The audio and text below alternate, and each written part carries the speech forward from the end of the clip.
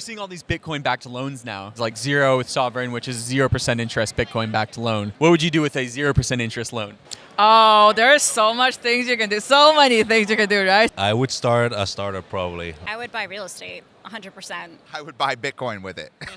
Whatever you can imagine doing with it and with your ownership, there is no limit. I am a great grandmother, so I'm learning so that I can help my grandkids as well as my kids. I can say that I've gone through 2 recessions in my lifetime, and it was very difficult. And it gives you this freedom that we had back in the 60s and 70s that we don't have anymore. They don't know how easy it was at 28 years old for me to buy a home. So my daughter's looking at buying a home, and I'm like, okay, put it into the crypto world and use it as collateral to get the funds or whatever that you need for your home. As long as you don't sell your Bitcoin, you don't have to pay the capital gains or tax on it. But if you loan against it, you are able to use it and enjoy your wealth and whatever you accumulated without necessarily having to pay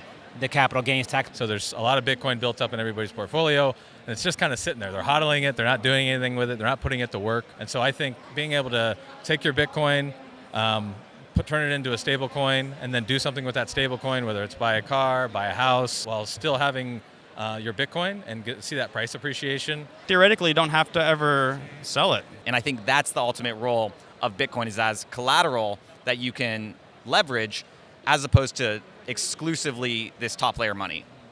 You buying a Lambo or anything? Or No, that's not my style. I'm not giving up, and I want to see the generation that's developing. I don't want them to give up. I don't want them to quit. They have to keep going, and they can't let the central, banks and stuff, we have to keep our freedom.